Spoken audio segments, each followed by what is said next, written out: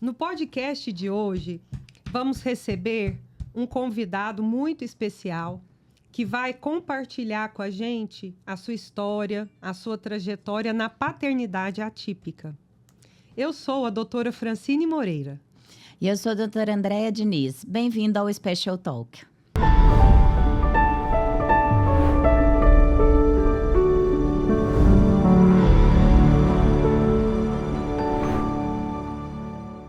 Renato, seja muito bem-vindo ao nosso podcast. Eu vou pedir para que, inicialmente, você se apresente, fale aí da sua trajetória profissional, traz essas informações para o nosso público, por favor. Muito obrigado, Francine. Muito obrigado, André, pelo convite, né? Quero agradecer aqui essa oportunidade de poder compartilhar um pouquinho da nossa história com vocês e com quem nos assiste aqui também, né? Bem, meu nome é Renato Cirino, eu sou filho da Lígia e do Francisco, eu sou neto do Aristides, das Marias, da Elizabeth e do Silvio. Eu sou jornalista e licenciado em artes visuais, professor de artes visuais, né? Estudo, então, essas questões relacionadas às sensibilidades, imagem, arte e educação. E estou, né, neste momento, assim, virei pai da Suri, né, que é uma criança maravilhosa, que tem síndrome de Down, né, trissomia do 21, e que imputou ali para a gente vários desafios. É irmã do Martim, que está aqui conosco aqui no estúdio, mas um pouquinho tímido, está sentadinho ali no canto, e da Lorena, que é uma mãe maravilhosa que está aí nessa luta, nessa batalha junto conosco.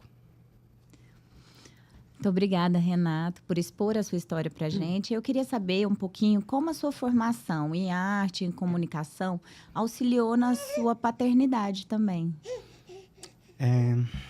Eu acho que eu acabei caminhando para essas áreas, considerando o fato de ser uma pessoa sensível, uma pessoa emotiva, que gosta de se comunicar, né? Que adora uma pseudociência, então tá ali canceriano, né? Que tá vinculado ali às emoções, né? Essas questões de te permitir, de fato, realmente que essas emoções possam se manifestar. E eu usei essas formações como esse lugar, né? Então, primeiro eu me formo em jornalismo, comunicação, mas atuo muito na área do cinema, tanto no processo de roteiro, direção cinematográfica, e tardiamente, com meu ingresso na academia, então fiz mestrado e doutorado em arte e cultura visual, acabei ingressando na vida docente na área de artes visuais também. E estudei as narrativas do cotidiano enquanto estratégia de ensino no processo de educação formal e não formal também. Então, isso está muito relacionado com o que eu vivo no dia a dia, com o que eu vivo nos cotidianos, enquanto uma pessoa que quer contar histórias e quer ouvir histórias também. Renato, conta para nós como que foi o diagnóstico da Suri, se ainda foi na gestação, se foi depois, e como foi receber esse diagnóstico, já que vocês viviam uma paternidade típica, né? E como que foi essa transição, então? Talvez vocês vão ter que mudar aí o nome do podcast para Special Choro Talk, talvez. Porque nós estamos Fica à vontade. Pode ser que, né, a coisa venha, trago verdades, né? Essas verdades podem estar rolando aqui nos meus olhos aqui. Eu acho que eu e Lorena, nós somos pessoas privilegiadas, porque os nossos filhos foram pensados, planejados, né? Foram muito desejados.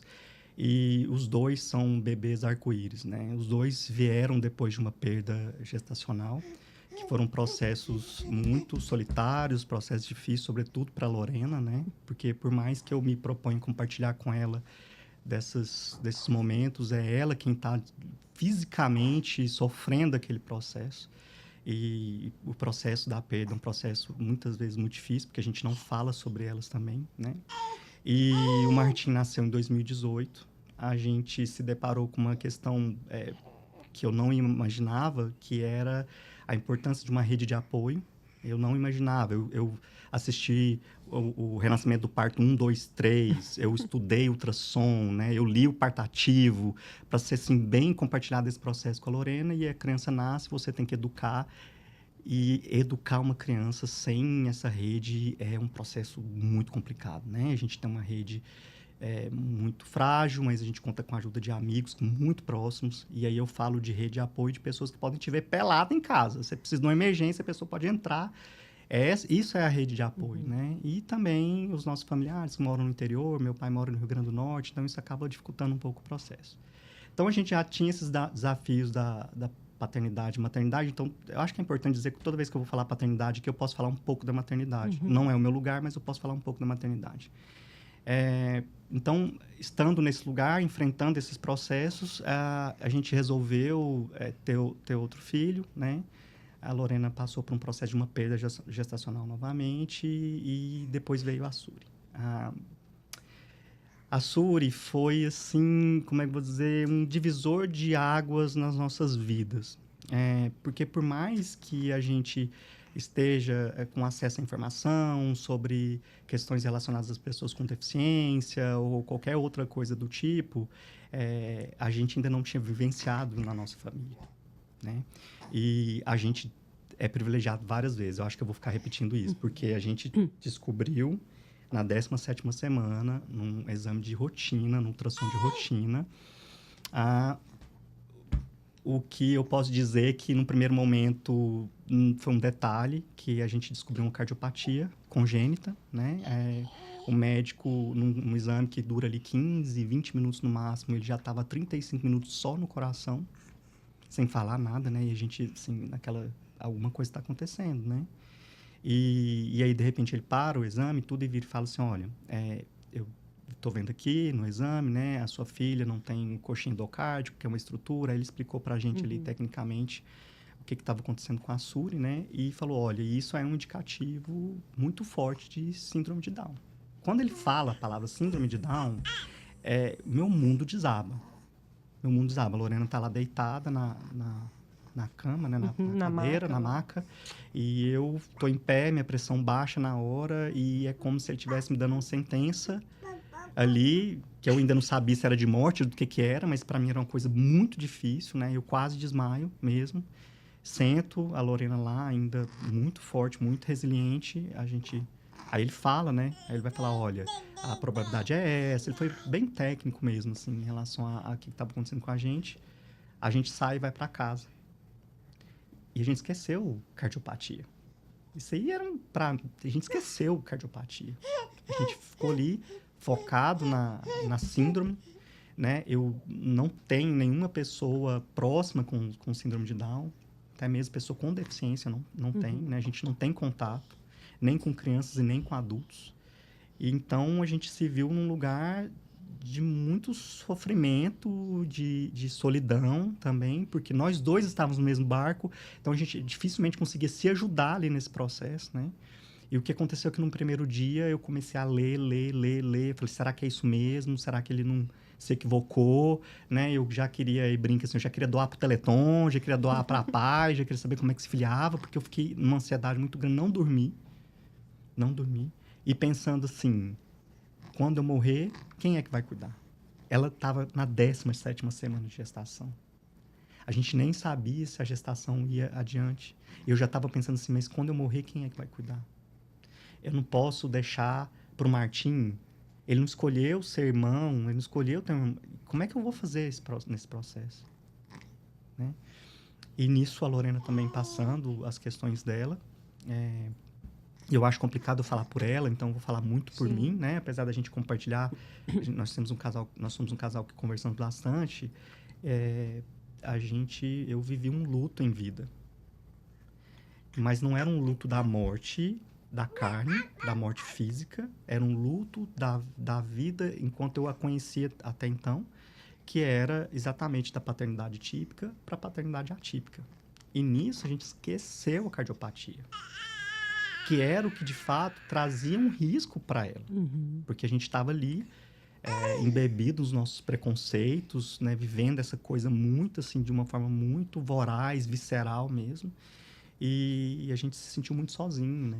E quando você está sozinho, os caminhos eles se tornam mais tortuosos, eles se tornam mais difíceis de trilhar. Porque você vai tateando, você não sabe o que vai acontecer no próximo passo, a cada passo que você vai dando, né? Mas o que veio e, assim, acabou virando, assim, uma força e até ajudando o processo de resiliência foi estudar. Né? Eu passei a estudar as questões relacionadas à síndrome, eu passei a estudar as trissomias, a trissomia do 21 e outras trissomias também, né? Comecei a perceber que no contexto da loteria da genética, porque ao contrário do que as pessoas pensam, pode acontecer com qualquer família, qualquer família, independente da idade, independente de condições prévias, né? A gente sabe que Nós geneticamente... sabemos, assim, tem os fatores de risco. Sim. Porém, independe deles também, pode mesmo acontecer, com os né? fatores de risco, é uma loteria da genética. Mesmo, infelizmente, até nesse quesito, a mulher, ela é mais... ela existe uma pressão maior sobre a mulher, porque em 90%, 95% das condições, das condições para que exista a probabilidade está relacionada à mulher, né? O homem também tem, tá? Isso é importante dizer, mas está mais relacionado à mulher. E a idade é um fator, mas ainda assim, mesmo com a idade, é de 700 para 1. Né? E no caso, depois que a gente passou, então, a entender o universo da síndrome, eu busquei pessoas, eu descobri pessoas que viviam situações semelhantes, fui conversar, falei bastante, sabe? Eu hablo mesmo, falo mesmo. Eu acho que isso é um dos meus processos de poder vivenciar isso, expurgar aquelas coisas que a gente está sentindo ali, né? Eu pude ter condições de pensar na cardiopatia. Então, só depois de ver tudo isso que eu falei assim, opa, pera, o que realmente traz risco para minha filha é a cardiopatia. Apesar de ser comum nas crianças de síndrome de Down, né, de 40% a 60%, a cardiopatia que ela desenvolveu, que ela nasceu, que é o defeito do septo atrioventricular na sua condição total. Significa que os átrios se comunicam, os ventrículos se comunicam, né? E ela só tinha uma válvula no coração dela. Né? E, meu amor, você tá linda. Não fez uma plastia do coração, Fez, né? sim. Uma valvoplastia transformou uma em duas, né? Eu me sinto muito incluída em todas as suas falas, porque você sabe que a nossa história também ela é um pouco parecida, né? Eu tive perdas gestacionais também, a gente teve oportunidade de conversar sobre isso. Eu perdi gêmeos e eu vejo a sua caminhada muito parecida com a minha também, que é do luto à luta, né? Que a gente sempre fala e é uma fala que vem muito com relação a esse diagnóstico. E eu me sinto incluída também quando você diz, eu tive o luto das crianças que não nasceram, mas eu tive o luto da criança que estava viva, né? Que nasceu, porque são expectativas que a gente tem em relação àquele ser que está vindo. E talvez seja até injusto, né? A gente ter todas essas expectativas em relação a alguém que também não pediu, né? Pelo menos a gente não sabe se ele pediu. E eu gostaria que você falasse um pouquinho agora sobre a questão da cardiopatia, porque eu sei que a Suri passou por uma cirurgia recentemente, e a gente também compartilha disso, porque a minha mãe passou por uma cirurgia na mesma instituição, né? E nós tivemos oportunidade de conversar sobre isso, mas eu queria saber como foi para você. Porque você fala, por exemplo, da Lorena, não posso falar do lugar da maternidade, às vezes, e eu sei que a mãe, ela carrega uma culpa muito grande, né, dentro dela. Eu costumo dizer, nasce a mãe, nasce a culpa, né? A gente carrega essa culpa dentro de nós, porque a gente sempre se sente responsável por aquele problema. Então, eu queria que você dissesse como você se sentiu quando ela nasceu, com trissomia do cromossomo 21, mas com uma cardiopatia importantíssima, que você até então estava um pouco alheio a ela. Saber da cirurgia, como foi, como vocês se organizaram e como foi também o processo para conseguir profissionais que estivessem aptos a fazer o tratamento, a fazer a cirurgia. O que você fez nesse processo? Eu estudei bastante a cardiopatia da Suri. Muito, porque eu queria entender o que acontecia com a minha filha, né? Eu queria saber qual que era o prognóstico, quais eram as melhores condições, as questões relacionadas à sobrevida, os casos já existentes, né? Tanto os casos de sucesso como os casos que não tiveram sucesso, eles são muito importantes, né?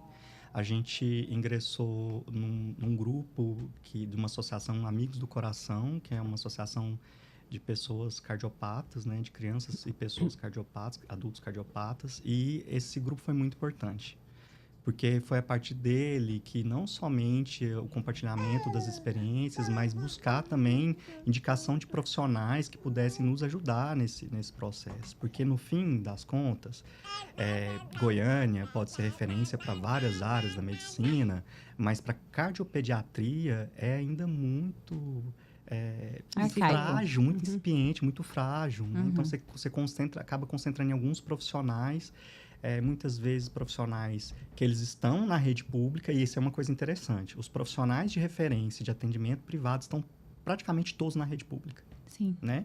Só que o acesso a eles na rede pública é extremamente difícil, né? E aí, o que acaba acontecendo? A SURI, por exemplo, foi regulada no município e não saiu da primeira instância, não saiu do posto de saúde.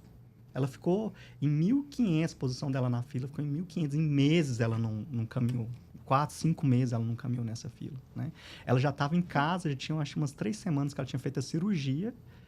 Ligaram da Prefeitura de Goiânia, encaminhando ela para um cardiologista, que é a segunda instância da regulação. Porque depois desse especialista... Aí que ele encaminha para o cirurgião, né? Que ele encaminha para o cirurgião, aí ele vai... Fazer exame, fazer o toda pedido de aquela tudo, né? burocracia. Então, eu estudei bastante a cardiopatia, ao ponto de assistir vídeo da cirurgia, de querer, de fato, entender. Era até engraçado, porque os médicos e as médicas que nós visitamos e acabaram cuidando da SURI, brincavam dizendo que achavam que ia fazer medicina, né? Achavam assim, você tá melhor que residente. Eu falei, Acontece não, muito. né? Eu falei assim, olha, não, eu não sou médico, né? Mas eu tô aqui querendo entender e eu quero saber que quando trabalharem com minha filha, quando abordarem minha filha, eu esteja ciente do que esteja acontecendo com ela. Sim. Eu não quero estar refém de uma perspectiva profissional que muitas vezes não leva em conta a condição dos pais.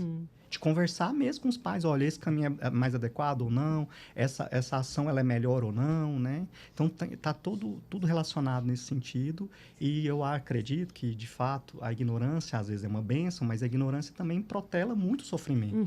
Ela potencializa, ela prolonga o sofrimento. Então, estudar é esse lugar de querer lidar com essas condições, né? Para que a gente possa ali viver da melhor forma possível a condição dela. E aí a gente acabou caminhando no sentido em que a melhor condição para que ela fizesse a cirurgia dela, que é uma cardiopatia grave, uma cardiopatia complexa, fosse num hospital de referência que não está em Goiânia. Referência nacional, Referência né? nacional, no mundo, na verdade. Isso, assim, exatamente. Sabe? Então, assim, que é um hospital especial, tem uma ala especializada em cardiopediatria. Sim. Só atende crianças cardiopatas. Isso faz muita diferença. Né? Então, a gente tem aqui, no GOL, a gente tem, de fato, esse atendimento para cirurgia da condição do defeito que ela tinha, mas o acesso é muito complicado, o acesso é muito difícil. Até chegar lá, o tempo ideal, a condição ideal para a cirurgia já passou. Né? E isso deixa a gente numa situação muito complicada. E olha que privilégio novamente, nós temos plano de saúde. Sim.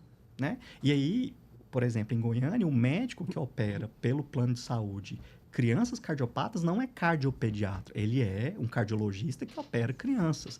Não é a mesma coisa. Na área de vocês sabem como é que é a questão do atendimento. Do atendimento a pessoas com necessidades específicas. Sim. Pessoas com deficiência. Então, não é a mesma coisa, né? Agora, para além do profissional, é uma coisa que talvez as famílias não pensem, as pessoas não saibam, a estrutura do hospital conta muito mais do que a habilidade do cirurgião em si. Porque é o pós-operatório que é um dos processos mais importantes na recuperação da criança. A equipe que vai cuidar dessa criança, de entender quais são as necessidades que ela tem naquele momento e poder ali se relacionar com ela da melhor forma possível, que ela se recupere bem, né, nesse processo. Então, assim, estudei bastante. Eu queria assistir a cirurgia, né? Só que queria assistir a cirurgia. Só que, infelizmente, devido até à complexidade da cirurgia, uma cirurgia... risco de infecção. Ela é complexa, é uma cirurgia de peito aberto, com circulação extracorpórea, né? Então, assim, são 5 horas de cirurgia, muita coisa até para esse processo acontecer, do início até o final da cirurgia, né? Mas tem uma coisa interessante, porque nós fomos autorizados a acompanhar a SURI até a maca, no centro cirúrgico. Sim. Parecia uma alfaiataria, assim. Tesoura para tudo quanto é lado, agulha e linha, né? E aí colocou a SURI na maca e são as coisas engraçadas até nos momentos mais difíceis. E aí rola uma despedida. Com certeza. Rola uma despedida. Que é do tipo, talvez vai ser o último momento que você vai estar ali com a criança em vida ali naquele lugar. Isso é pesado, né? E você fala o quê? Você fala o quê para um bebezinho que está lá? E aí, ela já estava no processo de sedação, como é desse tamanhozinho, sedação é gasosa, né? E a Lorena foi dar um beijo nela e aspirou a sedação e quase desmaiou lá no centro cirúrgico lá. Nossa. Foi dar um beijo, assim, cheirou o gás. Opa, é 2 aqui, já opera as 2 aqui, né? E aí eu lembro de falar para ela que ela não estava sozinha, Que a gente está lá, que a gente está esperando por ela, que a gente tem muita história ainda, muitos caminhos ali a seguir nesse processo, nessa jornada que se chama vida, né? E, gente, foi isso, assim. Há luto, há despedidas, mas também há reencontros e há renascimentos, né? Muito. Ela renasceu, você renasce junto com ela também. E talvez seja muito importante a gente falar sobre isso também, né? Eu e a Fran, a gente faz muitos procedimentos com pacientes em centro cirúrgico. E eu falo para todo mundo, algo que me trouxe um grande ensinamento foi levar a minha filha ao centro cirúrgico e entregar a minha filha na mão de um cirurgião, na mão de um anestesista e dizer, eu confio em você e traga minha filha de volta, né? E isso me curou também, isso me fez enxergar o paciente não pelo olhar do profissional, mas pelo olhar da mãe, né, que entrega o seu filho a um profissional. Eu acho isso, assim, muito lindo e é uma história que realmente a gente quer levar para a vida, porque a gente sabe como é delicado esse momento para os pais entregarem a sua criança na mão de um profissional, né? Escolher esse profissional e entregar e dizer assim, agora é você por ela, né? E eu tô aqui em oração, mas eu conto com você para isso. A minha tia teve um evento de Covid e naquele primeiro momento da Covid, né? E aí eu fui lá no hospital só para assinar para ela ir para UTI. E aí coincidiu de estar no momento de ela estar passando no corredor. E a médica falou assim, você quer dizer alguma coisa para ela? Eu não estava preparada para aquele momento. E aí eu tinha assistido a Era do Gelo e eu falei assim, tia, haja o que houver, não entre na luz.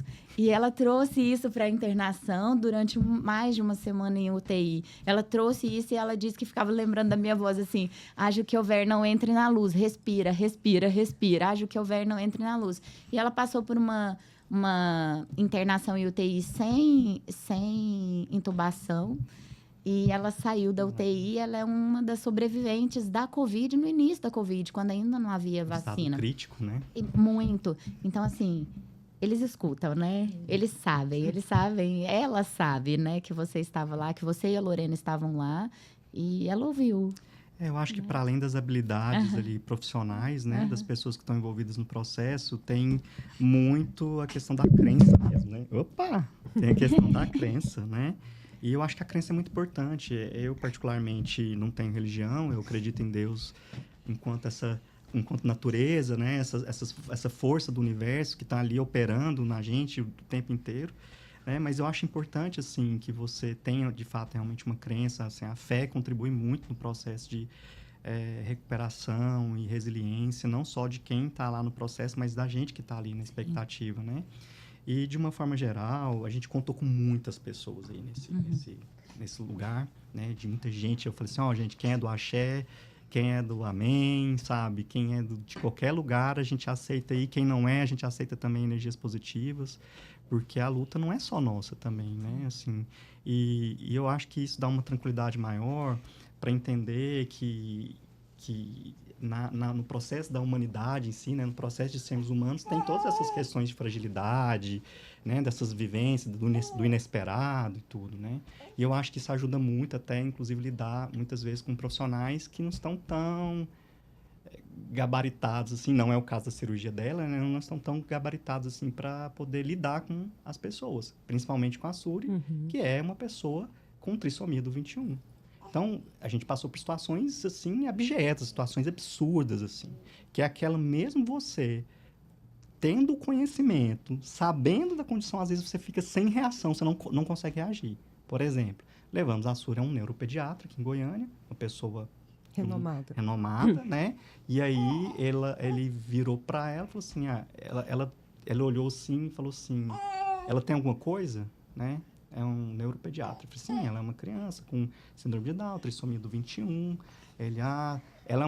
O que aconteceu com ela é uma aberração genética, né? Aí já usa um termo bem pejorativo, assim, né? Aberração genética, esse cara parou na década de 80, sabe?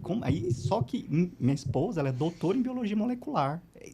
Não sai, sabe? E aí ele foi examinar, aí continuou, né? As violências foram continuando, que é do tipo assim, ela tem uma microcefalia aqui, não sei o que. Aí eu pensei assim, gente, mas passou por pediatra, cardiopediatra, por uma penca de profissionais, ninguém nunca nem comentou.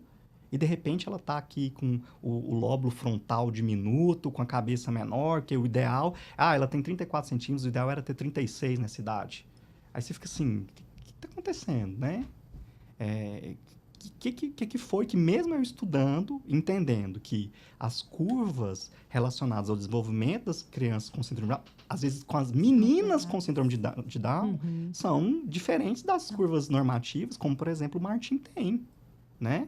E esse tipo de postura de um profissional que é da área é inaceitável. Como é que ele fala isso? Como é que ele fala isso para famílias que às vezes nem sabem do diagnóstico? Que vão receber o diagnóstico ali num consultório, vão receber o diagnóstico no nascimento da criança de uma forma assim violentíssima. Não foi o nosso caso, né? Ou de profissionais, por exemplo, da área da gastropediatria que viram e falam assim, ela é pequena e tem um peso muito, muito aquém para a idade dela, né? Assim, aí você olha, aí a vontade de dizer assim, não, mas espera aí, vamos pegar aqui as curvas, vamos olhar nas curvas, então. Né? Vamos ver, ela, particularmente a Suri, ela está ainda na curva normativa, está embaixo, mas ela ainda está na normativa. Nas curvas de crianças com síndrome de Down, ela está ótima, né? E isso gera o quê? Isso gera sofrimento, isso gera apreensão, que é do tipo assim, será que a gente está fazendo alguma coisa errada? E gera insegurança também, né? Dos pais em relação a esses profissionais. Será que tem alguma coisa que a gente não está fazendo certo? Será que ela vai estar sofrendo por causa disso? Né? Então, essas questões que são relegadas a uma certa capacidade profissional, técnica desses profissionais de saúde, elas muitas vezes não correspondem com a realidade. Não é porque a pessoa é médico que ela vai entender, às vezes não entende direito da área dela, sabe? Que ela vai entender das outras áreas. A gente sofre muito com isso, principalmente com crianças que têm ali suas necessidades específicas, né? Renato, eu sou mãe de 5 filhos. E eu sei que é difícil a gente conciliar as diferentes necessidades de cada um. Eu queria que você compartilhasse conosco, porque eu sei que o Martim tem as necessidades dele, até mesmo assim, por ser menino, pela idade, que é diferente das necessidades de um bebê, que ainda tem uma necessidade específica. Como que é para você lidar? Como que você equilibra aí essas atenções, né? Quais são os desafios de lidar com 2 crianças, com as suas diferenças? Eu prefiro acreditar que nós somos pais muito amorosos e carinhosos, né? E que a gente tem uma preocupação muito grande com a formação emocional do Martim, principalmente, né? Porque a Suri ainda é um bebezinho, tudo, mas do Martim especificamente. Então, é muito difícil, quando você não tem uma rede de apoio muito extensa, você lidar com as questões de especificidade da criança, que é ali, né, uma criança atípica, uma criança com deficiência, em relação a uma outra criança típica que nasceu quase na pandemia e que viveu muito intensamente sozinho, só conosco. Então, a existência dela está muito vinculada a essa estrutura familiar que a gente tem, né? E aí, quando de repente vem uma outra criança, que já é às vezes um processo complicado, né? Você tem 2, você tem 5, já é um processo complicado, né? Essa criança ainda demanda atenção física, presencial, ela demanda estar presente com ela, para além das questões relacionadas ao fato dela ser um bebê. A gente precisa ir ao consultório, né? 3, 4 vezes por semana. Né? Agora que ela vai começar a fazer as terapias, mais ainda. O que a gente tentou fazer ali para aproximar, e desde sempre uma premissa que a gente tem em casa é a gente não mente para o Martim. A gente tem que se virar para explicar as coisas para ele. Então, a gente já discutiu e conversou sobre questões sobre morte, questões relacionadas a questões da deficiência, né, que a Suri nasceu, e deixar muito claro para ele quais são os lugares em que ele está incluído aí nesse processo, né? Para ele entender o que a gente está vivendo também. Não poupá-lo no sentido de que ele vai arcar com tudo isso junto com a gente, né? Ele tem uma irmã que tem síndrome de Down. Não tem nenhum outro coleguinha dele ou outra coleguinha que esteja na mesma condição, que ele. Então, a tentativa era sempre de incluir ele nos processos, de incluir ele nas consultas, de falar com ele, de explicar para ele, né? Então, a gente já falou sobre morte, a gente já falou sobre a existência de Deus. Se você perguntar para ele, ele sabe dizer se ele acredita ou não. A mãe não acredita, por exemplo, mas a vovó acredita, o vovô acredita, cada um ali acredita de uma forma, ele tem a forma dele de acreditar, né? Ele vê a morte da forma dele, isso é muito importante, da mesma forma que ele lida com a irmã, sabendo que a irmã é uma criança com trissomia do 21, né? E aí a tentativa de diminuir esse abismo, que é o abismo da vivência normativa, né? Que é o abismo do padrão, que é o abismo dos preconceitos da sociedade, a gente tenta sempre, tanto que ele está aqui com a gente hoje, né? Não só porque a mãe queria estar aqui, não pôde vir porque teve uma reunião de trabalho, mas ele está aqui hoje para acompanhar esse processo, para ver como é que a gente pode falar sobre isso, como é que a gente consegue se manifestar, né? É lógico que teve todas as questões relacionadas às dificuldades de compreensão. Nós tivemos, por que ele, que é uma criança, não terá, né? Aí a gente começou um processo terapêutico, um acompanhamento psicológico, que foi ótimo. É bom para ele, é bom para a gente também.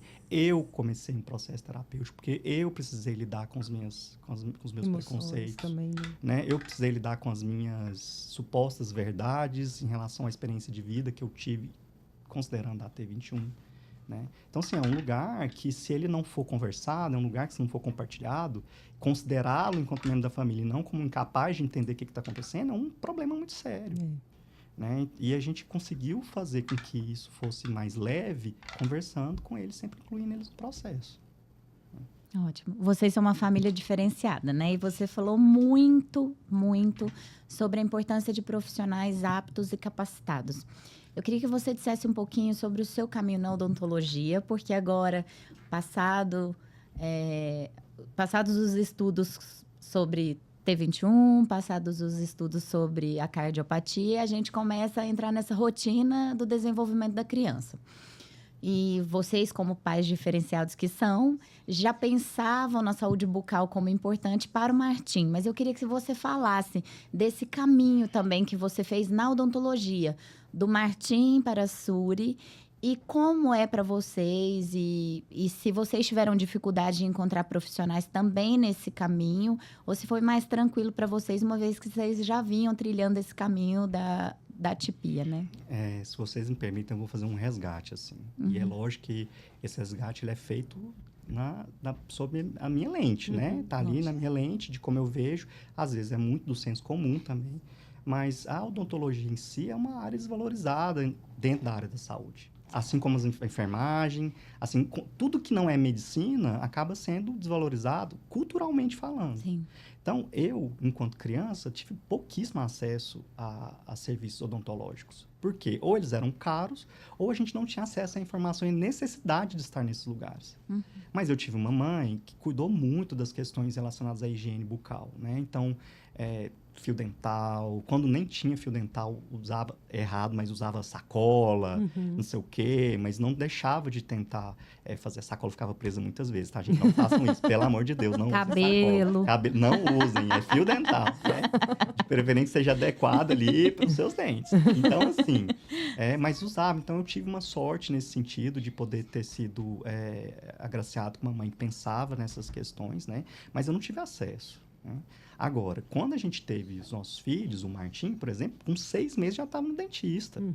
Para a gente ver se está tudo certo, tudo mais, as questões da revisão e tudo. Com o nascimento da Suri, considerando que o Martim já faz esse acompanhamento, da gente entender que a saúde bucal, ela é uma saúde muito importante, porque até do ponto de vista holístico, a saúde bucal influencia nas questões cardiológicas, na qualidade de vida e tudo mais, né? E isso também fui estudar, ver o que ia acontecer nesse sentido.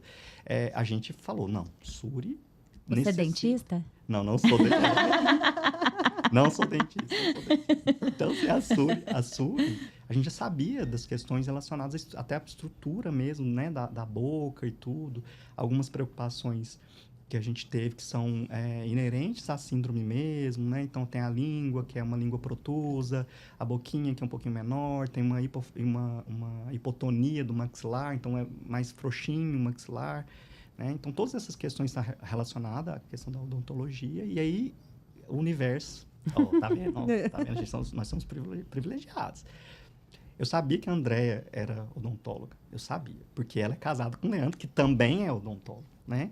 E eu conheço o Leandro há muitos anos. E o Leandro fez parte de grupos, principalmente de grupos de extensão dentro da universidade, que são, assim, quase ali relegados ali ao escanteio, à inexistência, e fazem um trabalho comunitário fantástico, assim, né? E aí, conversando com o Leandro, a Lorena, acompanhando as redes sociais, o Instagram principalmente, falou, olha, a Andréia é uma profissional especializada em crianças com deficiência. Aí eu já falei assim, vou dar a carteirada no Leandro, né? Falei assim, ô, Leandro, vamos tomar um açaí, mas, ó, passa o contato pra Andréia, me ajuda aí para marcar uma consulta com ela, porque, de fato, essas questões de profissionais da área que sejam especializados, que têm condições de te dar um atendimento específico, isso é muito raro. Então, eu fiquei extremamente feliz de ter achado a Andréia, né? E de pensar que, poxa, minha filha vai estar com alguém que não é só especializada, mas que estuda e que forma outras pessoas. O tanto que isso é importante, né? Que muito provavelmente vão estar lá atuando lá no chão de fábrica do SUS, né? Fornecendo acesso assim, universal e gratuito às pessoas. Isso é fantástico. A gente tem o privilégio de poder arcar com o custo de um tratamento que eu digo, não é caro, tá, gente? Não é caro pela qualidade de vida que fornece, mas eu sei que tem pessoas que não têm condições, né? Então, as pessoas que a Andréia acaba formando, nos cursos de especialização que eu sei que ela atua enquanto professora, você também, Fran? Eu que coordeno. Ela que coordena os cursos. Duas pessoas, olha que maravilha! Ela que coordena. Duas pessoas. Isso, gente, isso que vocês fazem é de uma bênção, sabe? E de uma importância social extrema, não tem como mensurar, não tem como valorizar no sentido que eu não tenho como dizer o tanto que isso é valorável para as pessoas, né? Então, para a gente foi um alívio, primeiro um alívio, né? Assim que a gente marcou, aí a Andréia já olhou, falou, vamos esperar, porque ela ainda estava no processo de recuperação da cirurgia. Aí explicou, olha, não vamos fazer nada agora, porque pode ter broncoaspiração. Então, eu fui entender o que era essa broncoaspiração, aí não tem como fazer algum procedimento, porque o peito está muito fragilizado. Isso tudo traz uma segurança para a gente, nesse momento, em cuidar da Assuri, né? E estar com profissionais que estão ali, se dedicando a vida deles para fazer isso. Cara, isso é maravilhoso demais. É muito bacana essa sua fala, Renato, porque o que a gente vê é que realmente a odontologia sempre fica para depois. Principalmente quando se recebe um diagnóstico, primeiro você vai levar no médico, no cardiologista, ela vai precisar de fono, de físio. Se você não tivesse assim, essa consciência, talvez ia também demorar levá-la ao cirurgião dentista. E aí a gente perde algumas oportunidades de intervenção, né? Então, muito bacana você esclarecer isso. E eu acho que, assim, para a gente finalizar, eu queria te fazer uma pergunta, porque eu achei muito bacana quando a Andréia falou, não, é um pai que vem. Porque o que a gente observa na realidade de atendimento, que geralmente quem acompanha as crianças são as mães, ou a avó, né, ou um cuidador, mas a gente vê, assim, um pai que vai, não, eu vou para o podcast com as duas crianças sozinho. Isso é atípico dentro da realidade que a gente acompanha. Nós temos pais participativos, mas a gente vê sempre que isso é muito das mães, das avós. E eu queria que você passasse uma mensagem para os pais, né? De como... Porque eu sei que o homem, às vezes, é muito racional, tem essa dificuldade de lidar com as emoções. O que você pode falar aí para os pais que recebem um diagnóstico, né? Como lidar, né? O apoio à esposa. Eu queria que você deixasse essa mensagem aí para os pais. Fran, o peso da paternidade compartilhada, a gente está falando de coparentalidade. Eu não estou aqui para ajudar a Lorena. Eu estou aqui para compartilhar com ela a criação dos meus filhos e os filhos dela. Essa questão está em volta numa relação cultural de como as pessoas veem a construção das famílias, né? E, querendo ou não, muitas vezes a gente tem um ditado aí, né? Uma expressão popular que é quem pariu Mateus que o embale, quem pariu Lucas que o embale. Quem pare? Quem vai parir? É a mulher. Então, é como se culturalmente já estabelecido que a mulher é responsável até pelo fato de estar parindo e trazendo a criança ao mundo. Só que o que eu me propus a fazer, e a Lorena acaba decidindo ter filhos até por muito disso, eu só não posso amamentar no peito e não posso parir. O resto eu posso fazer tudo. Né? Então, eu de fato, realmente, me coloco para ser pai. Eu não estou fazendo nada além, gente. Nada além. Se eu estou com olheira e estou cansada, é porque tem uma mãe exausta também por trás disso, né? E aí, eu sempre me propus a acompanhar, porque é meu papel de pai. André, todas as consultas que a gente foi com o André, eu estava lá, né? Estava junto com a Lorena na primeira, fui sozinho com o Martim e com a Suri na segunda, porque a Lorena trabalha de manhã e eu trabalho à tarde, então a gente reveza nos cuidados das crianças. E a gente lida, eu tento lidar com isso da forma mais natural possível, porque afinal de contas, é isso, eles estão no mundo, eu ajudei a colocar eles aqui no mundo. E aí é complicado, porque, se vocês me permitem, eu vou contar um relato bem pequenininho. A gente foi ao SAL da Unimed, no plano de saúde. Aí chegou lá no SAL da Unimed, a enfermeira foi fazer a triagem com a gente. A enfermeira falava assim, mãezinha, a Lorena sentou, ela olhando pra mãe, e eu em pé aqui do lado. Falei, mãezinha, qual é o peso dela? Aí eu, 6.300.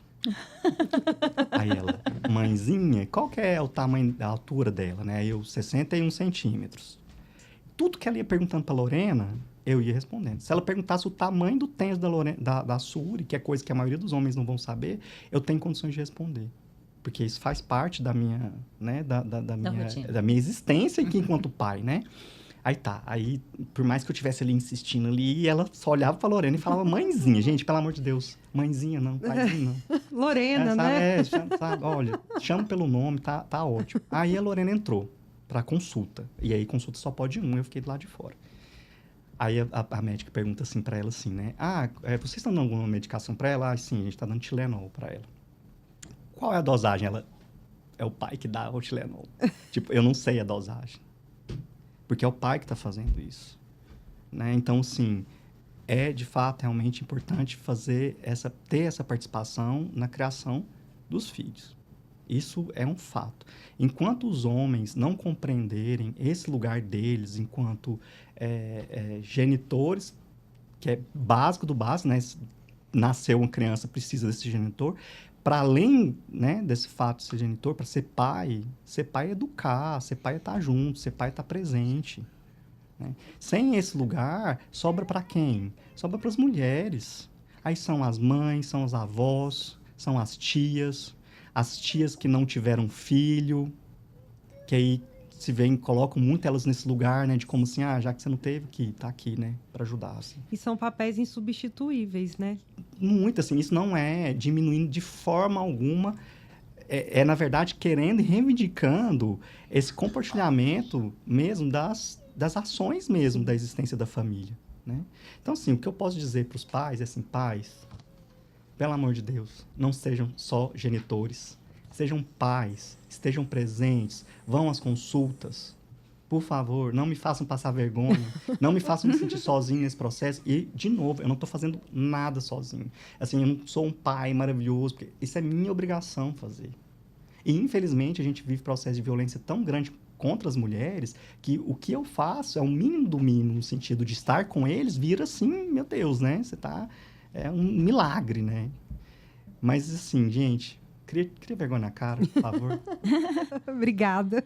Renato, todas as vezes que você vai ao consultório, eu tenho que reservar 2 horários para você, né? Porque um horário é para as crianças, o outro é pra gente fofocar, né? Pra gente conversar, é ótimo.